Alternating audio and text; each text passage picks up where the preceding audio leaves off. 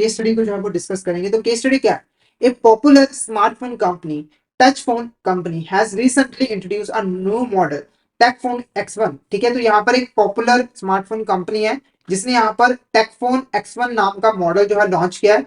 This model features advance technology and innovative features at a competitive price. ठीक है, तो ये मॉडल बेसिकली एडवांस टेक्नोलॉजी से भरा हुआ है, इसमें कई सारे इनोवेटिव फीचर्स हैं और ये कम्पिटिटिव प्राइस पे जो ऑफर किया जा रहा है।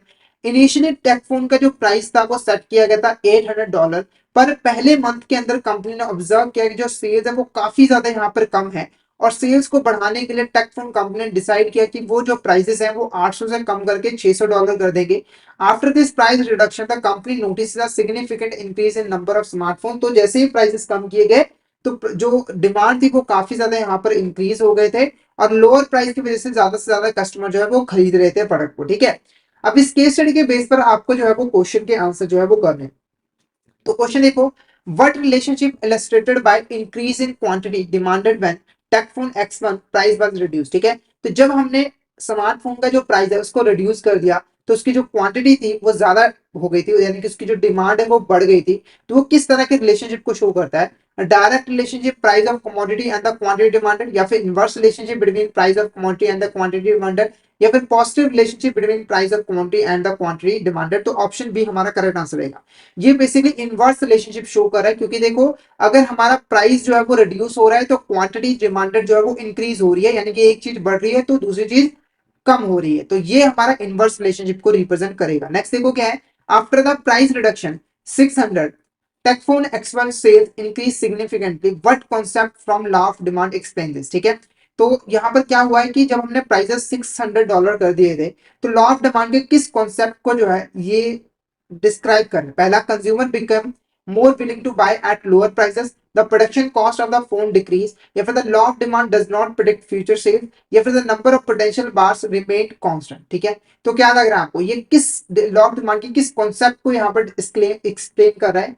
तो हमारा जो ऑप्शन ए है वो करेक्ट आंसर है। ये बेसिकली हमें बता रहा है कि जो कंज्यूमर है वो लोअर प्राइस के ऊपर ज्यादा क्वांटिटीज को बाय करने के लिए जो है वो रेडी होता है, क्योंकि उसे सस्ते प्रोडक्ट जो है वो अच्छे लगते हैं। तो ऑप्शन ए हमारे यहाँ पर करेक्ट आंसर जो है वो रहेगा। नेक्स्ट क्वेश्चन की बात करें, if Techphone company had increase the price of Techphone X1 instead of decreasing, what would happen expect to happen according to the law of demand. ठीक है, तो देखो अगर हमारी जो टेकफोन कंपनी है वो टेकफोन के जो प्राइसेस है वो कम करने की बजाय इंक्रीज कर देती तो टेकफोन की जो डिमांड है उसके साथ क्या होता? उसकी जो डिमांड है वो इंक्रीज होती, या फिर कांस्टेंट रहती, या फिर क्वांटिटी डिमांड जो है वो डिक्रीज हो जाती, या फिर क्वांटिटी डिमांड बिकम अनप्रेडिक्टेबल, यानी कि हम प्रिडिक्ट ही नहीं कर पाते कि डिमांड यहाँ पर कितनी रहेगी। तो फटाफट से यहाँ पर बता दें, अगर टेकफोन के जो प्राइसेस है वो डिक्रीज करने के बजाय इंक्रीज किए जाते तो उससे टेकफोन की जो डिमांड है उसके ऊपर क्या इंपैक्ट पड़ता? जो क्वांटिटी डिमांडेड था वो इंक्रीज हो जाता, या फिर क्वांटिटी डिमांडेड रिमेन सेम, या फिर क्वांटिटी डिमांडेड वुड डिक्रीज, या फिर quantity demanded would become unpredictable. तो फटाफट से यहाँ पर आंसर बता दीजिए, इसका आंसर आपको क्या लग रहा है?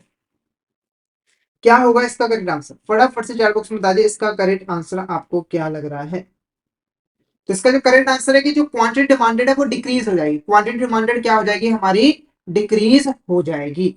नेक्स्ट क्वेश्चन की बात करें, imagine a new competitor launches a phone with similar features as Techphone X1 but a price of 500, how might this affect the demand for Techphone X1। ठीक है, तो देखो बेसिकली ये एक तरह का क्या है, सब्स्टिट्यूट प्रोडक्ट यहाँ पर बना दिया, यानी कि जो टेकफोन था उससे ही सिमिलर एक फोन जो न्यू कंपटीटर ने जो है वो बना दिया है, जिसको वो 500 रुपए में यहाँ पर बेच रहा है। ठीक है, तो देखो ये बेसिकली क्या है, सब्स्टिट्यूट प्रोडक्ट है, और जब इसके प्राइसेस यहाँ पर डिक्रीज होंगे तो उसकी वजह से जो टेकफोन कंपनी है उसकी डिमांड के ऊपर क्या इंपैक्ट पड़ेगा? जो टेकफोन कंपनी की जो डिमांड है वो डिक्रीज हो जाएगा, या फिर जो टेकफोन कंपनी है उसकी जो डिमांड है उसके ऊपर कोई भी अफेक्ट इंपैक्ट नहीं पड़ेगा, यानी कि वो सेम रहेगी, या फिर demand for Techphone might increase due to competitor higher price, या फिर the law of demand does not consider competition. तो फटाफट से यहाँ पर बता दिए इसका करेक्ट आंसर आपको क्या लग रहा है?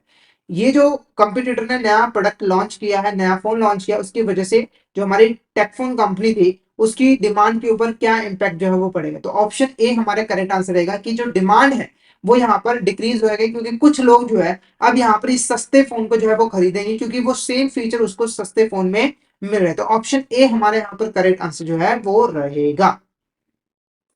नेक्स्ट क्वेश्चन की बात करें, the law of demand operates under several key assumption that help explain its applicability and validity. देखो जब हम लॉ ऑफ डिमांड को ऑपरेट कर रहे होते हैं यानी कि उसको यूज कर रहे होते हैं तो कई सारी हमें ऐसी असम्पशंस होती हैं जो कि हमें माननी पड़ती हैं। वो कौन कौन सी assumptions है वो क्वेश्चन पूछ रहा है। पहला, price of related goods remain constant, यानी कि जो रिलेटेड गुड्स हैं जैसे कॉम्प्लीमेंट्री गुड्स या फिर सब्स्टिट्यूट गुड्स, उनके जो प्राइसेस होंगे वो सेम कांस्टेंट रहेंगे, उसमें किसी भी तरह का चेंज जो है वो नहीं आएगा। और अगर चेंज आ गया तो लॉ ऑफ डिमांड एप्लीकेबल नहीं होगा। उसके बाद income of the consumer remain constant, हमारे जो कंज्यूमर है उनकी जो इनकम होगी वो कांस्टेंट रहेगी, तो ये भी assumption मानी जाती है।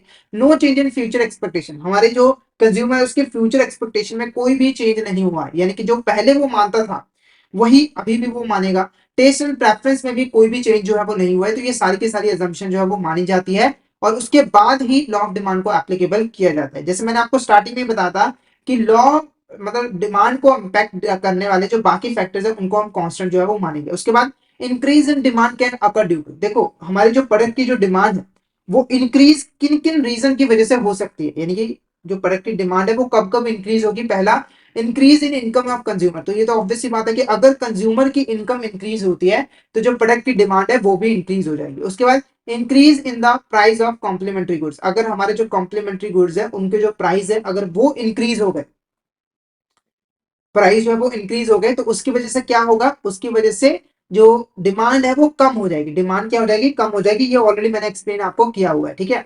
उसके बाद increase in the price of substitute, अगर आपके सब्स्टिट्यूट प्रोडक्ट जैसे चाय थी उसके प्राइस इंक्रीज हो जाएंगे तो उसकी वजह से क्या होगा, ओरिजिनल प्रोडक्ट जो होगा उसकी डिमांड इंक्रीज हो जाएगी क्योंकि चाय से लोग कॉफी पे शिफ्ट हो जाएंगे। तो ये दो रीजन है, increase in income of consumer और इंक्रीज इन प्राइस सब्स्टिट्यूट, इनकी वजह से जो है डिमांड के अंदर आपको इंक्रीज देखने को मिलेगा। तो फर्स्ट एंड थर्ड हमारा करेक्ट आंसर रहेगा, तो option A is the correct answer, option A is the correct answer, ठीक है। नेक्स्ट क्वेश्चन देखो, exception of law of demand occur when the inverse relationship price and quantity demanded does not hold true, which of these exception of law of demand. Exception of law of demand का मतलब है कि जब law of demand जो है वो applicable नहीं होता। जैसे लॉ ऑफ डिमांड क्या कहता है कि अगर प्राइस बढ़ेंगे तो डिमांड कम होगी, पर कुछ ऐसे एक्सेप्शन है जहां पर ऐसा नहीं होता है। कुछ ऐसे एक्सेप्शन जैसे कि वेबलन गुड्स के केस में क्या होता है कि अगर प्राइसेस बढ़ते हैं तो उसकी डिमांड बढ़ जाती है। वेबलन गुड्स क्या होते हैं, लग्जरी गुड्स। आप भी सोच के देखो लोग लग्जरी गुड्स क्यों खरीदते हैं, क्योंकि वो महंगे होते हैं और उससे सोसाइटी में उसकी रेपुटेशन बढ़ती है। अगर लग्जरी गुड्स की जो प्राइसेस है वो इंक्रीज होंगे तो उसकी जो डिमांड होगी वो ज्यादा करेंगे लोग, ताकि उनकी एक रेपुटेशन जो है वो सोसाइटी के अंदर जो है वो बन सके, ठीक है। तो ये हमारी एक एक्सेप्शन कहलाती है। उसके बाद नॉर्मल गुड्स, तो ये एक्सेप्शन नहीं है, इसके ऊपर लॉ ऑफ डिमांड एप्लीकेबल होता है। उसके बाद क्या है, नेसेसरी गुड्स एंड सर्विसेज, जो नेसेसिटी के गुड्स एंड सर्विसेज होते हैं उनके ऊपर भी लॉ ऑफ डिमांड एप्लीकेबल नहीं होता। जैसे मेडिसिन की अगर बात करें, देखो अगर कोई पर्सन बीमार है तो उसे मेडिसिन चाहिए ही चाहिए, चाहे उसके प्राइसेस कितने भी हो। तो यहाँ पर भी लॉ ऑफ डिमांड जो है वो एप्लीकेबल नहीं होता। अगर प्राइसेस कम हो तो हम ज्यादा मेडिसिन जो है वो खरीदते भी नहीं है, क्योंकि हमें जितनी जरूरत है हम उतनी ही मेडिसिन जो है वो खरीदते हैं, तो इसके ऊपर लॉ ऑफ डिमांड एप्लीकेबल नहीं होता है। उसके बाद चेंज इन इनकम, तो ये भी हमारा एक एक्सेप्शन कहलाता है, यानी कि अगर इनकम में चेंज आ गया तो उसकी वजह से भी हमारा लॉ ऑफ डिमांड एप्लीकेबल नहीं होता है। तो फर्स्ट थर्ड एंड फोर्थ ये हमारा एक्सेप्शन होता है लॉ ऑफ डिमांड का। तो ऑप्शन ए हमारे यहाँ पर करेक्ट आंसर जो है वो रहेगा, ठीक है।